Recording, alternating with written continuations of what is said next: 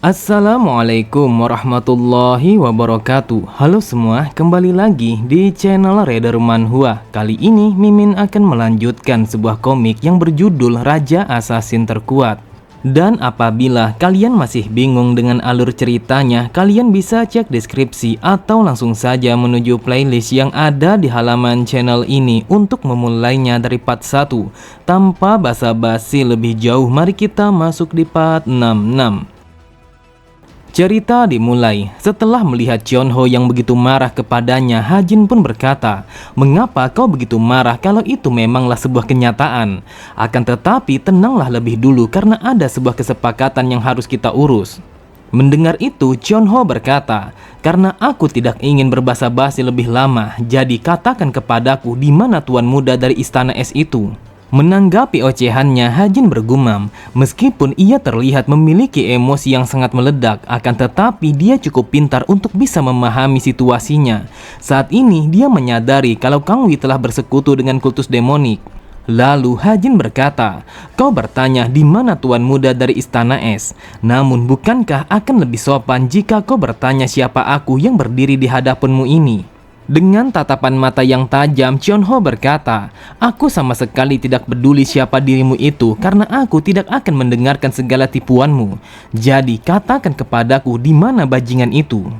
Kemudian Hajin berpikir, hal ini sangatlah aneh meskipun jarak kami tidak terlalu jauh. Namun apakah dia tidak bisa merasakan kekuatanku meskipun skillnya jauh lebih tinggi daripada aku? Sebuah konsep yang disebut sebagai ranah tertinggi ataupun ranah ultimate demonik itu hanyalah sebuah istilah yang dibuat oleh mereka yang sangat suka untuk menamai berbagai macam hal. Kemudian sebuah julukan yang seperti puncak tertinggi ataupun yang sejenisnya itu hanyalah sebuah julukan yang sudah ada selama ribuan tahun. Akan tetapi pada kenyataannya untuk memberikan nama kepada level seni bela diri sama sekali tidak ada gunanya. Hal itu disebabkan karena setiap orang akan berkembang melalui pencerahan yang sangat berbeda. Namun ada sesuatu yang disebut sebagai Manryu Gwijon yang bisa diartikan bahwa semua sungai akan kembali ke asalnya. Jadi pada tingkatan yang seperti ini, meskipun kita telah mempelajari seni bela diri yang berbeda, akan tetapi setelah kita mencapai puncaknya, maka semuanya akan terlihat sama. Jika dia telah mencapai ranah ultimate demonik ataupun ranah evolusi, sudah pasti dia tidak akan bertingkah seperti ini. Seharusnya dia bisa mengetahui bagaimana level seni bela diriku dan bersiap untuk bertarung melawanku. Istana binatang, mereka adalah sekte yang telah mendapatkan sebuah kekuatan yang tidak bisa didapatkan oleh manusia biasa karena mereka telah bersekutu dengan binatang buas. Kemudian Chonho meminta kepada Hajin untuk menunjukkan di mana seseorang yang telah menculik para pewaris dari istana binatang. Dengan santainya Hajin berkata, "Untuk apa kau mencarinya, sedangkan orang yang menculik mereka telah berdiri di hadapanmu? Aku telah menculik ke-6 muridmu dengan tanganku sendiri." Mendengar perkataan Hajin, Chonho berkata, "Dasar sialan, dari mana bocah sepertimu bisa belajar berbohong seperti itu?" Sambil menunjukkan anak muridnya yang masih tidak sadarkan diri, Hajin berkata, "Bukankah mereka berdua adalah muridmu? Aku dengan sengaja memisahkan mereka menjadi 3 kelompok karena aku begitu sulit untuk membawa mereka secara bersamaan." Sontak Chonho sangatlah terkejut. Ia bergumam, "Bagaimana mungkin aku sama sekali tidak bisa merasakan energi semua muridku? Jika mereka sudah mempelajari kultivasi binatang buas, seharusnya mereka tidak akan bisa terlepas dari teknik pandanganku. Namun yang aku lihat, seluruh pegunungan ini telah diselimuti oleh energi demonik. Itulah sebabnya aku sama sekali tidak bisa merasakan kehadiran mereka. Apakah mungkin kalau bocah ini adalah sang raja demonik karena dia memiliki level energi yang sekuat ini?" Kemudian Hajin berkata, "Wahai Tuan Meong, apakah kau membawa anak perempuan dari istana es yang sudah kalian culik? Jika kau tidak membawanya, maka aku akan langsung memenggal kepala semua muridmu." Chonho berkata, "Sebelum kita melakukan ini, aku ingin bertanya kepadamu, mengapa kultus demonik telah beraliansi terhadap istana es?" Dengan tatapan mata yang tajam, Hajin berkata, "Itu adalah sebuah pertanyaan yang sangat bodoh. Bukankah kau sudah tahu hanya ada satu alasan mengapa orang-orang sangat suka untuk membentuk sebuah aliansi, yaitu karena mereka akan menguntungkan satu sama lain sama seperti yang kau lakukan bersama Kelantang." Sontak, Chonho kembali terkejut. Ia sama sekali tidak menyangka kalau kultus demonik telah mengetahui aliansi mereka bersama Kelantang. Di saat itu, Chonho bertanya-tanya apakah mungkin kalau Kelantang telah membocorkan informasi mereka tentang aliansi itu. Lalu Hajin kembali berkata, apakah kau kira bahwa kami tidak tahu kalau kau telah bekerja sama dengan Kelantang untuk mengambil alih gunung ini? Bahkan kau juga telah memberikan pasokan kepada mereka dengan tanaman racun dan juga langka yang tumbuh di dalam gunung ini. Jadi jika rasa penasaranmu sudah terpuaskan, maka bawalah sekarang juga anak perempuan dari Istana Es yang sudah kau culik itu ke hadapanku. Tanpa pikir panjang sedikit pun, Chonho langsung mengangkat salah satu dari tangannya untuk memberikan perintah kepada pasukannya agar mereka membawa wanita itu. Akan tetapi, Hajin begitu heran saat melihat kalau mereka telah membawa sebuah peti mati. Hajin bergumam, dasar sialan, apakah mereka berencana untuk bermain-main kepadaku? Lalu Hajin berkata, apa yang telah kau lakukan kepadanya? Dengarkan aku baik-baik, jika anak perempuan itu sudah mati, maka negosiasinya akan berakhir sekarang juga dan aku akan membunuh semua muridmu sebagai balasannya. Akan tetapi saat mendengar Chonho yang mengatakan kalau perempuan itu tidak mati, Hajin pun kembali berkata, jika dia tidak mati, lantas kenapa kau membawanya di dalam peti mati? Apakah ini adalah sebuah peringatan kalau kau akan membunuhnya? Chonho berkata, jika kau ingin tahu, maka kau bisa bertanya kepada perempuan itu ketika dia sudah sadarkan diri. Apakah kau tahu kalau dia saat ini sedang mati suri yang disebabkan atas kehendaknya sendiri? Namun jika kau tidak percaya, maka turunlah sekarang juga untuk memeriksanya. Tanpa pikir panjang sedikit pun, Hajin langsung melompat ke arah bawah untuk memeriksa peti mati itu. Namun di saat itu semua orang yang ada di sana sangatlah terkejut dengan apa yang dilihat oleh kedua mata mereka.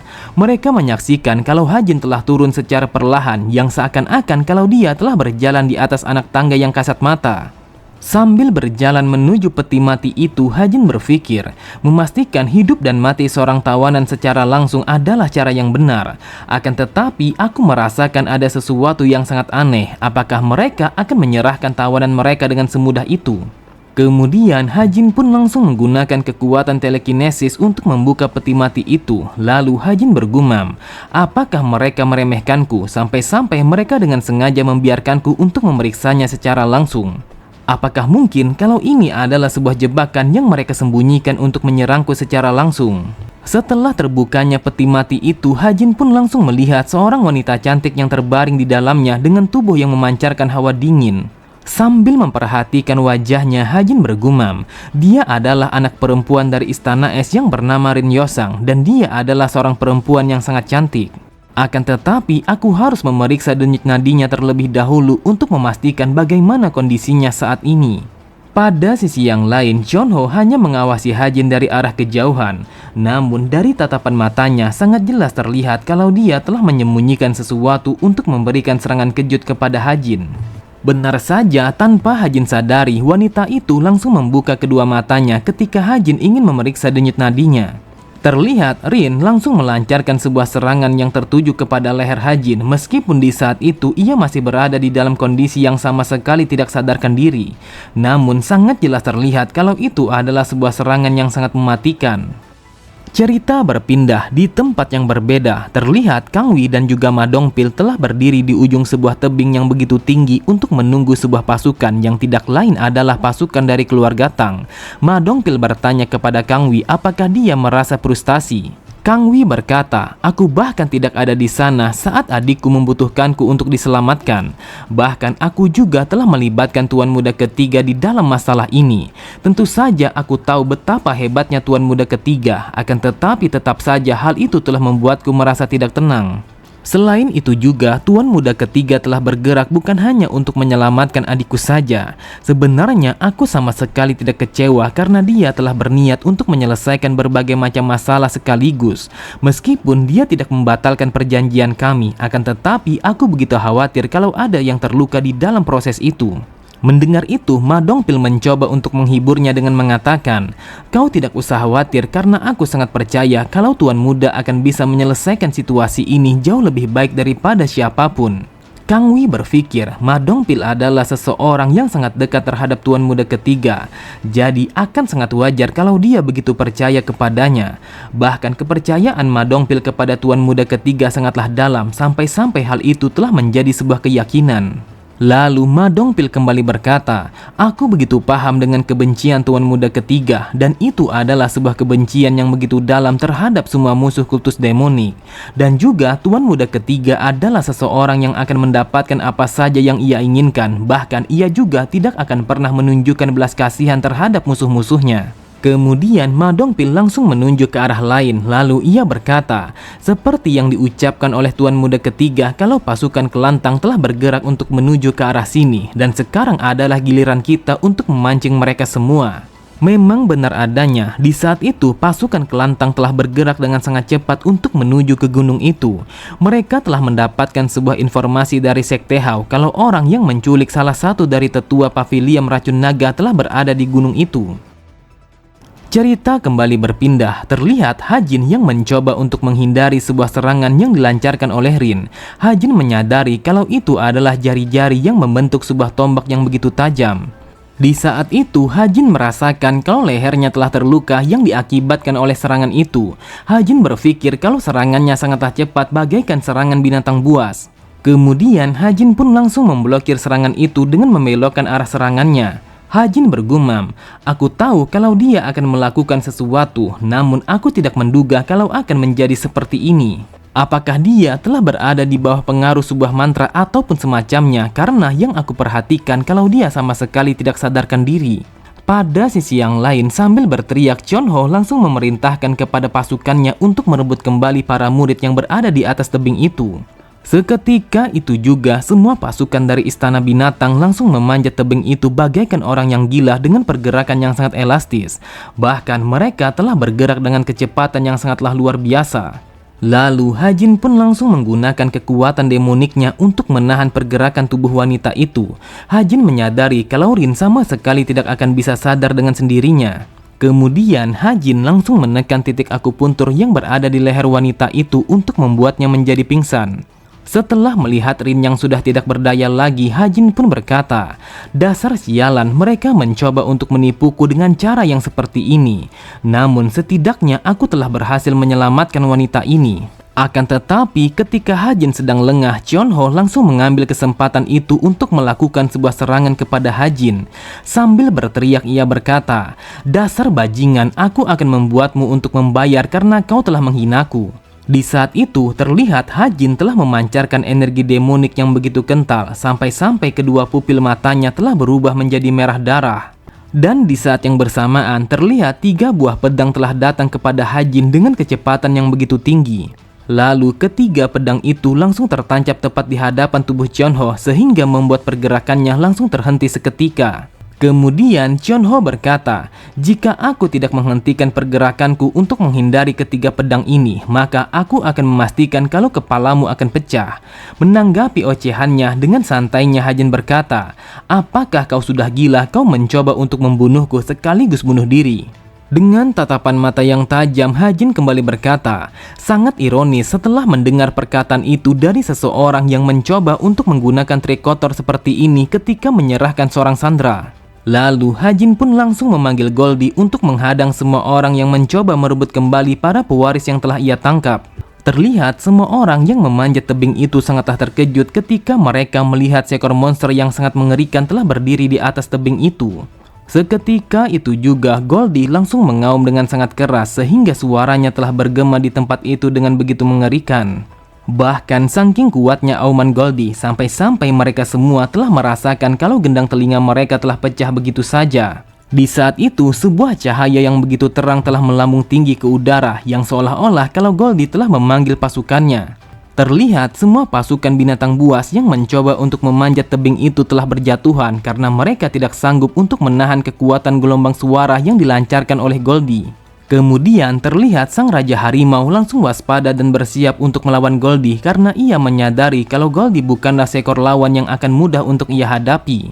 Pada sisi yang lain, Chonho merasakan kalau telinganya telah mengeluarkan banyak darah. Ia bergumam, Makhluk apa yang berada di atas tebing itu?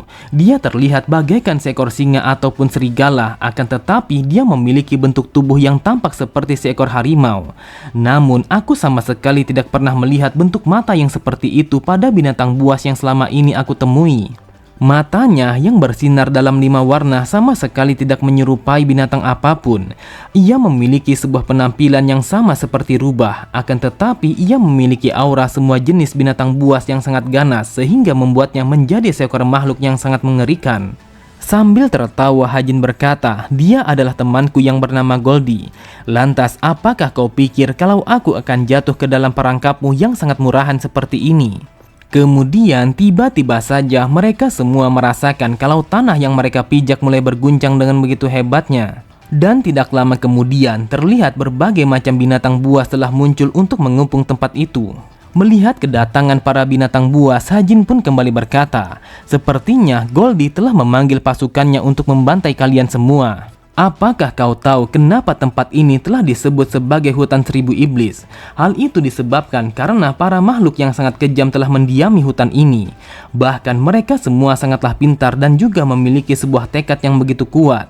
Jadi cobalah untuk melawan mereka semua. Di saat ini negosiasi kita sama sekali tidak berlaku karena kau telah menggunakan trik yang kotor untuk mencoba menipuku. Dengarkan aku baik-baik, kau dengan sengaja telah menempatkan semua muridmu di dalam situasi yang sangat berbahaya seperti ini." Dengan kesalnya Chionho berkata, "Dasar brengsek, berani sekali kau mengatakan itu kepadaku." Melihat reaksinya, Hajin pun hanya tertawa. Ia kembali berkata, "Apakah mungkin kalau ini yang sebenarnya kau harapkan akan terjadi?" Seketika itu juga Chionho langsung melompat ke arah Hajin untuk melancarkan sebuah tinjuan. Chionho berkata, "Dasar bajingan, aku akan menutup mulutmu itu dengan menggunakan kedua tanganku." Di saat itu Hajin langsung bersiap untuk melawan sebuah serangan yang dilancarkan oleh Chionho dengan menggunakan tinjuannya. Terlihat mereka berdua sama sekali tidak menahan kekuatan mereka masing-masing. Bahkan di saat itu mereka juga telah memancarkan niat membunuh yang begitu kuat untuk mengalahkan satu sama lain. Oke semua, cukup sampai di sini dulu pembahasan alur cerita kita. Sampai jumpa di video selanjutnya. Wassalamualaikum warahmatullahi wabarakatuh.